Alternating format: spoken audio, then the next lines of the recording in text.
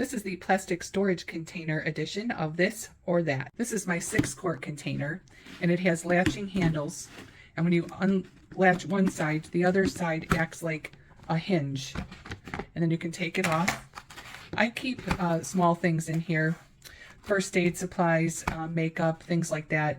Anything little that I need to keep corralled in something. This is what I use, my 6-quart container. Mine is a little older and it has a gray lid. They have different colored lids now. This is my 32-quart clear container. It has also the latched handles here. And it's nice and big. And if your bed isn't too low, I use this to store extra sheets, blankets, things like that in there. And then I can stick it right under the bed.